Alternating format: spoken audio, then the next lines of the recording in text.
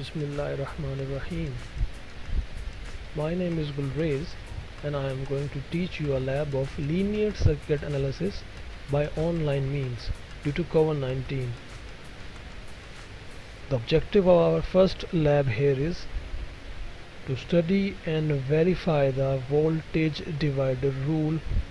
As you can see, किसी भी चीज़ को शुरू करने से पहले कुछ सर्टेन रूल्स का होना हमारे पास लाजमी है। इसी तरह ही आपकी अगर इलेक्ट्रिकल इंजीनियरिंग की बात की जाए, किसी भी एक इलेक्ट्रिकल सर्किट को देखा जाए तो वो मुख्तलिफ़ कंपोनेंट्स से मिलकर बना हुआ होता है। उसमें रेजिस्टेंसेस होते हैं, उसमें ट्रांजिस्टर्स भी पाए जाते हैं, उसमें डायोड्स भी होते हैं। ये सारी की सारी चीज़ें जब किसी एक सर्किट के अंदर मौजूद होती हैं तो उनका इक्विवेलेंट या आउटपुट जो आती है वो इन सब चीज़ों का असर रखती है अपने ऊपर। वोल्टेज डिवाइडर रूल बेसिकली एक किस्म का एनालिसिस है। किस चीज़ का एनालिसिस? कि किसी एक ख़ास रेजिस्टेंसेस के ऊपर या किसी एक ख़ास रेजिस्टेंस के ऊपर कॉरेस्पॉन्डिंग वोल्टेज ड्रॉप कितना हो रहा है या पोटेंशियल डिफरेंस कितना आ रहा है। पोटेंशियल डिफरेंस का हमें आइडिया है, ये जानकर मैं आगे चल रहा हूँ कि आपको ये आइडिया है कि पोटेंशियल डिफरेंस क्या होता है। तो potential difference across any register voltage divider rule के तहत ही मालूम पड़ता है। क्योंकि वोल्टेज डिवाइडर रूल, ज़रा थोड़ा सा ध्यान दीजिएगा कि voltage divider rule basically apply होता ही सीरीज़ के अंदर लगे हुए रेजिस्टेंसेस के ऊपर। और रेजिस्टेंसेस क्या हैं हमें पता है, ये किसी भी सर्किट के अंदर मुज़ाहमत या रुकावट पैदा करने के लिए मौजूद होती हैं। कंपोनेंट्स की सूरत में आपने ये देखी भी हुई हैं अपनी लैब के अंदर, आपको याद है ये। इसी तरह आपका ये सब्जेक्ट जो लीनियर सर्किट एनालिसिस है, ये बेसिकली एनालिसिस के ऊपर ही बेस कर रहा है। हम ये जानते हैं, हमने ये इंट्रोडक्शन में पढ़ा हुआ है कि एनालिसिस बेसिकली कितने टाइप्स के हैं। एक एनालिसिस एसी है, एक एनालिसिस डीसी है।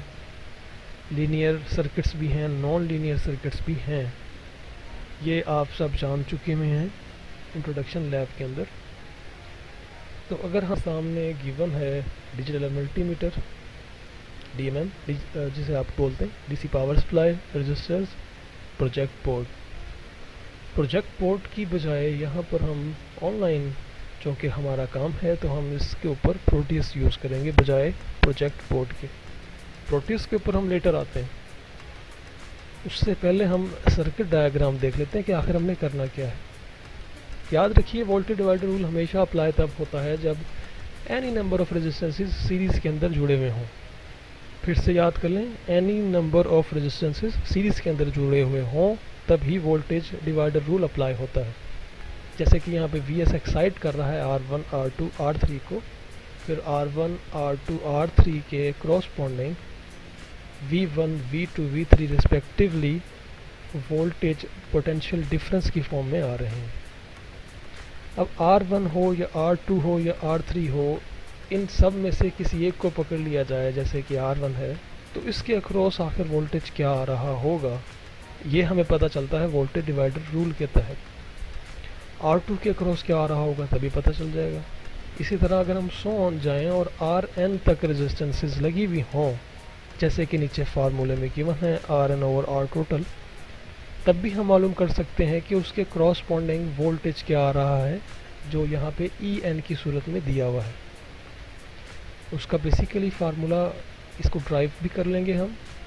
और नीचे जिस तरह आप देख रहे हैं कि V1 is equal to R1 over RT into VT, से मुराद क्या है कि उसके क्रॉसपॉन्डिंग रेजिस्टेंस डिवाइडेड बाय जो कि R1 है और डिवाइडेड बाय RT जो कि R टोटल है, उसको मल्टीप्लाई किया बाय VT से जो कि सप्लाइड वोल्टेज है, जिसका ऊपर सर्किट में नाम Vs था।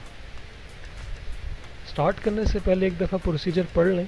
ये प्रोसीजर आपके प्रैक्टिकल में काम आता है, क्योंकि एक्सपेरिमेंट हमारा प्रोटियस बेस्ड होगा। प्रोटियस में आपको इस तरह चीज़ों को करने की ज़रूरत नहीं है। ऑब्जर्वेशंस आपने जो नीचे टेबल गिवन है इसको बहुत गौर से पढ़ लेना है, क्योंकि आपने इसको फिल करना है अपनी साइड से। जो कुछ रीडिंग्स मैं ले लूँगा और फिर बाकी रीडिंग्स आप लेंगे। इसको एक दफ़ा देख लें और आखिर में आप कंक्लूजन करेंगे।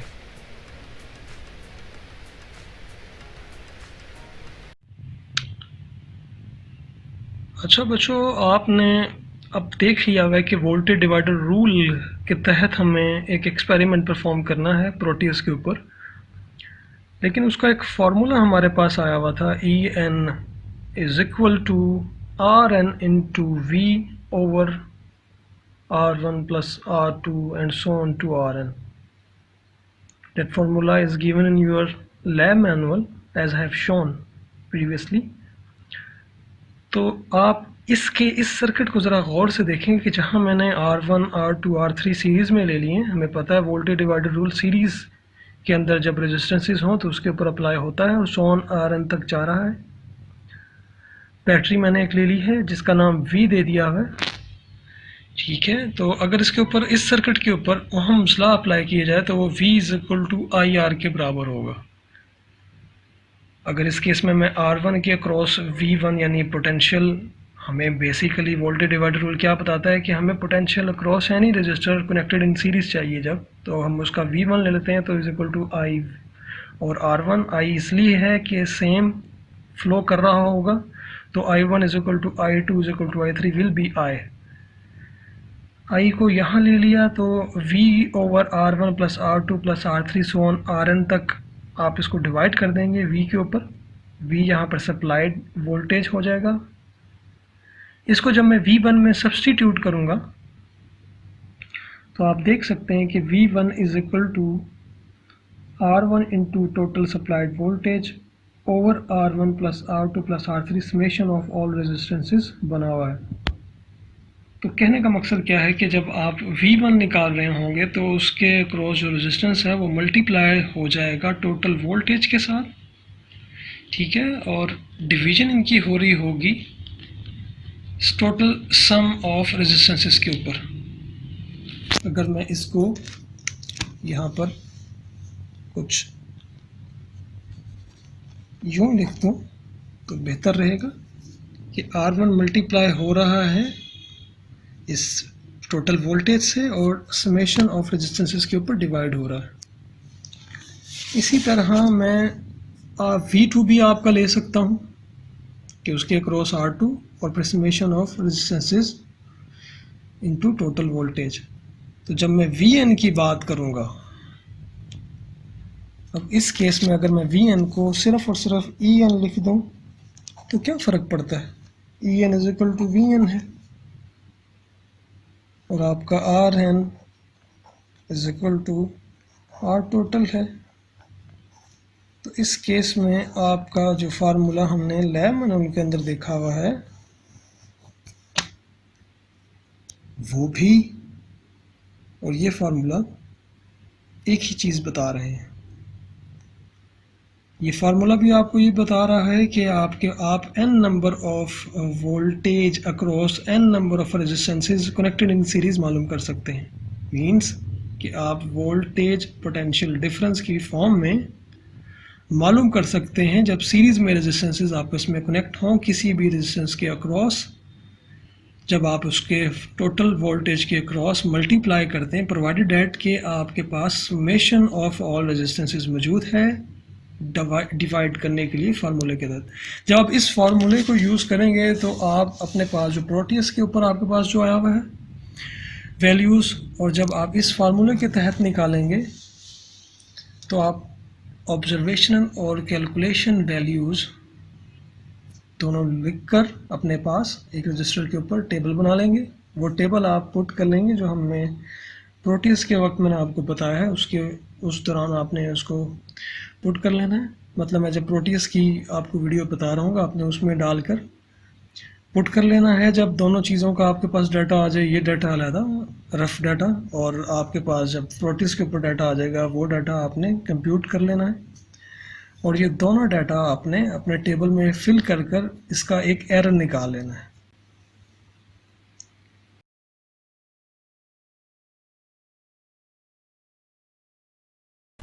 हमें एक चीज़ दरकार होगी जो आपको डाउनलोड करनी पड़ेगी सॉफ्टवेयर की सूरत में, ताकि हम ये एक्सपेरिमेंट परफॉर्म कर सकें।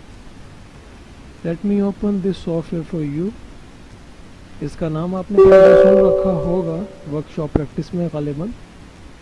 इसका नाम प्रोटियस है सॉफ्टवेयर का, और मेरे पास जो इसका वर्जन डाउनलोड है वो 8.6 है। इसके और भी वर्जन्स हैं लेटेस्ट, वो भी आप डाउनलोड कर सकते हैं, इजीली अवेलेबल है, मिल जाएगा। लेकिन अगर 8.6 भी आप में से किसी के पास है या ये डाउनलोड कर लेते हैं तो ये भी ठीक है। इस सॉफ्टवेयर का बेसिक मकसद किसी भी इलेक्ट्रॉनिक सर्किट को सिमुलेट कर कर देखना है कि वो किस तरह बिहेव करेगा।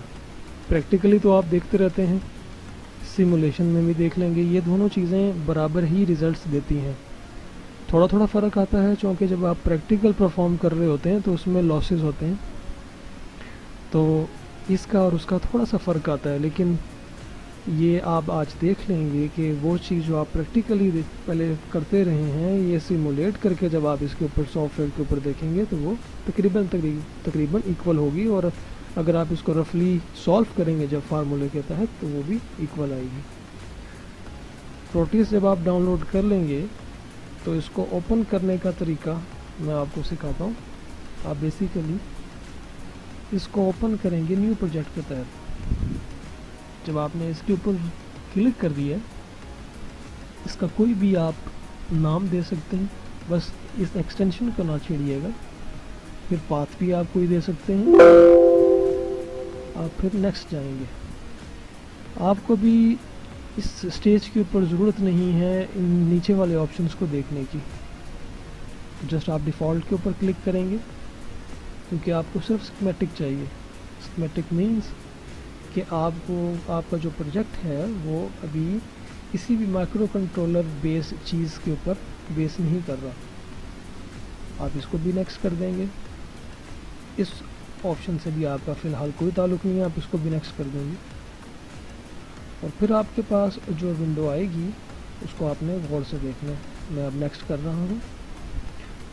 स्कीमेटिक के ऊपर राइट आया हुआ है, इसी के ऊपर आपने इसको फिनिश कर देना है। जब आप इस जगह पे पहुंच जाएं, मैं आहिस्ता आहिस्ता चल रहा हूं, तो आपने इसको फिनिश करना है। फिनिश करने के बाद आपके पास ये विंडो आएगी कुछ इस तरह की। ये इसको एक दफ़ा पढ़ लें कि क्या क्या आपके सामने दिया हुआ फाइल है और इसके अलावा और दूसरे ऑप्शंस। किसी भी सॉफ्टवेयर को यूज़ करने से पहले आप उसका एक ओवरव्यू ले सकते हैं उसके ऑप्शंस के थ्रू कि आखिर ये काम कैसा करता है। और पर्टिकुलरली ये इलेक्ट्रिकल का कोई भी सॉफ्टवेयर है तो उसको एक ओवरव्यू के तौर पर आप ऑप्शंस के ज़रिए देख सकते हैं। इस वीडियो के अंदर मैं आपको स्टेप बाय स्टेप बताऊंगा कि आखिर आपने कैसे किसी कंपोनेंट को यहाँ पर लाकर ड्रैग करना है, क्योंकि हमने फिर से याद रहे कि हमने सिमुलेशन करनी है, और सिमुलेशन करने के लिए हमें कोई पर्टिकुलर कंपोनेंट चाहिए होगा तो वो उसी के मोड से मिलेगा। पर्टिकुलर कंपोनेंट अपने पर्टिकुलर मोड से ही पिक किया जा सकता है, जैसे कि यहाँ पर कंपोनेंट मोड दिया हुआ है। पर्टिकुलर कंपोनेंट कहाँ से पिक करेंगे, उसकी लाइब्रेरी में जाकर ये कैसे होगा, तो हम पहले इसके ऊपर क्लिक करेंगे। ये जो कंपोनेंट मोड आपके सामने गिवन है, ये जो एरो का निशान है जो नीचे कंपोनेंट आया था, इसके ऊपर जब आप क्लिक करेंगे तो बेसिकली ये कंपोनेंट मोड की लाइब्रेरी को ओपन करेगा, क्योंकि कोई भी कंपोनेंट बगैर अपनी लाइब्रेरी के नहीं ड्रैग होगा। जैसे कि आपके सामने ये खुल गई है एक लाइब्रेरी, इसमें मैं बैटरी को टाइप अगर करूँगा तो मेरे सामने बैटरीज आ गई हैं। मैं फर्स्ट वन सेलेक्ट कर लेता हूँ इस प्रैक्टिकल के लिए कि हमें बैटरी याद रहे कि हमारी सर्किट डायग्राम में रिक्वायर्ड बैटरी है। दूसरे नंबर पर रजिस्टर्स हैं सीरीज़ के अंदर। ये 7 आपके सर्किट डायग्राम आ रही है कि VS के साथ सीरीज़ में रजिस्टर्स लगे हुए हैं। तो बैटरी तो ले ली है, अब दूसरे नंबर पे हमें रजिस्टर्स चाहिए। रजिस्टर्स के लिए हम भी रजिस्टर टाइप करेंगे और हमारे पास फर्स्ट वन जो ऑप्शन आ रहा है हम उसको सिलेक्ट कर लेंगे इस पर्टिकुलर एक्सपेरिमेंट के लिए। बगैर ओके के क्लिक किए ये नहीं आएगा अब की मेन स्क्रीन पर। देखें दोबारा ये मैंने ले लिया तो अब ये दोनों चीज़ें आ गई। अब मैं एक और मोड में जाऊंगा जिसको इंस्ट्रूमेंटल मोड बोलते हैं बेसिकली, लेकिन उससे पहले मैं आपको यहाँ ड्रैग करके दिखा देता हूँ। इसको आपने डबल क्लिक किया है बैटरी को और यहाँ पर आ गया। अब मैं डबल क्लिक किया है रजिस्टर्स को, तो उसे पिक करके लेफ़्ट क्लिक करके मैंने यहाँ पर रेजिस्टेंसेस डाल दिए। याद रहे कि हमारे पास वहाँ 3 रेजिस्टेंसेस गिवन हैं बैटरी के साथ सीरीज़ के अंदर। मैंने जस्ट वहाँ डबल क्लिक किया है, चीज़ को पिक करके फिर लेफ़्ट क्लिक करके यहाँ पर ड्रैग कर दी है चीज़ों को, जिसमें बैटरी और 2 रजिस्टर शामिल हैं। हमें और क्या चीज़ रिक्वायर्ड होगी कि हमें पोटेंशियल अक्रॉस R1 या R2 चेक करना है, तो उसके लिए हमें एक इंस्ट्रूमेंट DMM की फॉर्म में चाहिए था, आपको याद है। तो DMM हम इंस्ट्रूमेंटल मोड के अंदर जाकर फाइंड करेंगे। देख लीजिएगा कि मैं किस जगह पर क्लिक कर रहा हूँ। ये है इंस्ट्रूमेंटल मोड, जिसमें ऑसिलोस्कोप और दूसरे काफ़ी सारे कंपोनेंट्स, दूसरे काफ़ी सारे आपको डिवाइसेस मिल जाएंगी, जिसमें हमने यहाँ पर इस सूरत हाल में हमें चाहिए DC वोल्ट मीटर। तो मैं DC वोल्ट मीटर को यहाँ से सिलेक्ट कर लूँगा। देख लीजिए, एक दफ़ा पढ़ लीजिए, ये DC वोल्ट मीटर आ रहा है। इसको जब मैं सिलेक्ट करूँगा तो इसके ऊपर डबल क्लिक करूँगा। डबल क्लिक करने के बाद ये मेरे पास आगे है। मैं इसको लेफ़्ट क्लिक करके यहाँ पर, जिस तरह ये पहले मरतबा डाला है, दूसरी दफ़ा भी डाल रहा हूँ। सर्किट को खूबसूरत करने के लिए मैं इसे नीचे ले आता हूँ। ये जब नीचे आ गया है तो हमने इसको वायर्स के थ्रू मिलाना है, लेकिन उससे पहले ये याद रहे कि वायर्स जो हैं आपकी वो खूबसूरत होनी चाहिए, वो नीट लगती हैं ज़रा। इसको मैं खुला करके ड्रॉ कर रहा हूँ। देखें, ये मैंने वायर्स अपने माउस के थ्रू, कंप्यूटर के माउस के थ्रू मिलाई हैं। अच्छा, अगर कोई वायर गलत मिल जाए तो हम उसको डिलीट भी कर सकते हैं, तो ऐसा घबराने की कोई ज़रूरत नहीं है कि अगर मैंने कोई वायर गलत मिला दी है तो मैं उसको अनडू नहीं कर सकता या मुझे पूरा सर्किट दोबारा बनाना पड़ेगा, ऐसा नहीं है। फॉर एग्ज़ाम्पल, अगर मैं यहाँ R1 के अक्रॉस कोई लाइन खींच देता हूँ तो मैं उसे डिलीट भी कर सकूँगा। ऐसे ऑप्शंस हमारे पास मौजूद हैं। मैं आपको ऐसा कर दिखाता हूँ कि अगर मैं R1 के अक्रॉस या दूसरा रेजिस्टेंस R2 के क्रॉस को गलत लाइन खींच लेता हूँ तो वो कैसे अनडू होगी। कि मैंने R1 के क्रॉस एक लाइन लगाई है, उसको मैं जब मैंने इसको राइट क्लिक किया है तो यहाँ पे ऑप्शन आ गया डिलीट वायर का। ये मैं यूँ सिंपली डिलीट कर दूँगा। इस तरह कोई भी वायर आप कर सकते हैं। मैंने ये वायर R1 से R2 क्रॉस मिला दी। मैं चाहता हूँ कि मैं इसको आपके सामने अगर टिल्ट करना चाहूँ उसको, चूँकि इसका मुंह ऊपर है, अगर मैं इसको क्लॉकवाइज या एंटी क्लॉकवाइज मिलाना चाहूँगा तो मैं फिर दोबारा इसको लेफ़्ट क्लिक करूँगा, सॉरी राइट क्लिक करूँगा, तो इस तरह के ऑप्शंस आ जाएंगे। रोटेट करूँगा एंटी क्लॉकवाइज इसको आपके सामने, देखिएगा मैं अब इसके ऊपर क्लिक करने लगा। इसी तरह दूसरी दफ़ा मैंने क्या किया जी, राइट क्लिक किया माउस से और इसको वही ऑप्शन सेलेक्ट करके एंटी क्लॉकवाइज मिला कर दिया। और अब मैं इसकी वायर्स मिलाने लगा हूँ ताकि मैं यहाँ पर ये चेक कर सकूँ कि इसके अक्रॉस पोटेंशियल डिफरेंस क्या आ रहा है। और यही हमारा मेन मकसद है वोल्टेज डिवाइडर रूल का, कि आप किसी भी जगह का पोटेंशियल डिफरेंस मालूम कर सकते हैं जब सीरीज़ के अंदर रेजिस्टेंसेस लगे हुए हों बैटरी के साथ, एक से ज़्यादा। अब हम इसको रन कैसे करेंगे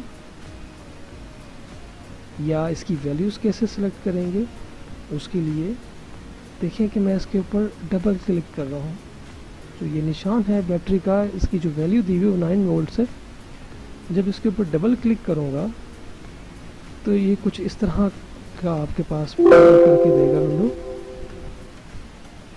इसको मैं 12 वोल्ट सेलेक्ट कर लेता हूँ फॉर दिस सर्किट। इसी तरह मैं रेजिस्टेंसेस की वैल्यू भी चेंज कर लेता हूँ डबल क्लिक करके। याद रखिएगा, इस तरह की जो विंडो आपके सामने आती है, ये विंडो आप जब तक आपके पास एक छोटा सा एक आइकन बन कर ना आए, आपने डबल क्लिक तब तक नहीं करना, वरना ये लेबलिंग की एक विंडो ओपन हो जाती है आपके पास, जिसका इस वक्त आपसे कोई ताल्लुक़ नहीं है। उसके लिए आप इसको जस्ट ओके कर दें या कैंसिल कर दें जब भी आपके पास हो। दोबारा क्लिक करें, देखिए मैं वेट कर रहा हूँ, निशान का ये अब आया है। अब आप इसके ऊपर इसको मैं इसकी वैल्यू फ़िलहाल मैं 2 सेलेक्ट कर लेता हूँ, 2 ohms, और इसको मैं जस्ट ओके कर देता हूँ। इस रेजिस्टेंस R1 की मैंने वैल्यू 2 सेलेक्ट कर ली है। और मैं इसको जस्ट ओके कर रहा हूँ। इसी तरह R1 की जब मैंने वैल्यू 2 कर ली है सिलेक्ट, तो R2 की मैं 3 कर लूँगा, लेकिन उससे पहले आपको याद रहे कि डबल क्लिक करना है, लेफ़्ट डबल क्लिक करना है, और उसकी मैं वैल्यू क्या सिलेक्ट कर रहा हूँ, 3 ओम्स, और डी सर्किट मैं 3 ओम सेलेक्ट कर लिए वैल्यू। अब जब मेरे पास वैल्यू आ गई तो अब मेरे पास सिर्फ और सिर्फ इसको सिमुलेट करना बाकी रह गया। सिमुलेट मैं कैसे करूँगा, बिल्कुल आप अपने लेफ़्ट साइड पर देखें, बॉटम में आपको प्ले का बटन नज़र आ रहा है। प्ले का बटन आपने तब प्रेस करना है जब आप अपना इस सर्किट को मिला लेंगे साथ कि मेरा सर्किट ठीक बन गया। तीसरा मैंने रेजिस्टेंस ऐड नहीं किया, वो आप खुद ऐड करेंगे, याद रखिएगा ये फार्मूला भी। लेकिन तीसरा रेजिस्टेंस मैंने इसलिए ऐड नहीं किया कि आप यहाँ पर ख़ुद इसकी वैल्यू से कोई भी वैल्यू रख लीजिएगा रेजिस्टेंस की, तो आप इसको ऐड करके ख़ुद इस सर्किट को बनाएंगे। ये मैं आपके एंड पे काम छोड़ रहा हूँ। तो आप फिर से दोबारा नीचे देखें, अपनी साइड पर लेफ़्ट साइड पर बिल्कुल बॉटम में आ जाएं, जहाँ सर्च है उसके ऊपर देखिएगा कि बटन दिए हुए हैं प्ले का। जब मैं प्ले करूँगा तो ये सिमुलेट करना शुरू कर दे, जैसे कि आपके सामने आ गया। अब जैसे मैंने इसको प्ले किया है तो वो वोल्टेज अक्रॉस R1 ज़ाहिर भी कर रहा है और R2 भी ज़ाहिर कर रहा है। जब आप वोल्टेज अक्रॉस R1 ले लेंगे और R2 ले लेंगे तो इसको आप फार्मूले के तहत देख भी सकते हैं कि आया ये ठीक भी आया, बिल्कुल सही है। इस टेबल को देख लेते हैं ऑब्जर्वेशन के, करंट तो सेम रहेगा। अगर आप यहाँ पर एम मीटर भी लगा लें उसी जगह से तो करंट तो सेम आ रहा होगा सीरीज़ में, लेकिन जो कैलकुलेटेड आपके वोल्टेज होंगे वो आप पेजेस पे लगा लेंगे, और जो आपके पास ऑब्जर्वेशनल वोल्टेजेस होंगे वो आप यहाँ से DMM के थ्रू लिख लेंगे, और जो एरर आएगा परसेंटेज का वो इस टेबल में पुट कर लेंगे। याद रहे कि R3 आपने खुद ऐड करना है। ये एक्सपेरिमेंट आपको तभी समझ आएगा जब आप खुद प्रोटीज को यूज़ करेंगे, और जब आप खुद प्रोटीज यूज़ करेंगे तो मैं ये समझता हूँ कि आप बहुत जल्द इसको यूज़ करने के काबिल हो जाएंगे। फिर से इस टेबल को देख लीजिए कि आपके पास रिक्वायर्ड चीज़ें हैं, ऑब्जर्वेशनल वोल्टेजेस और कैलकुलेशन,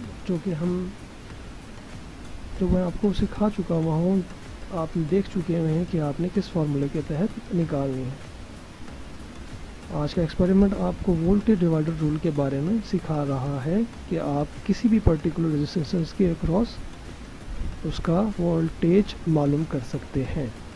बहुत शुक्रिया।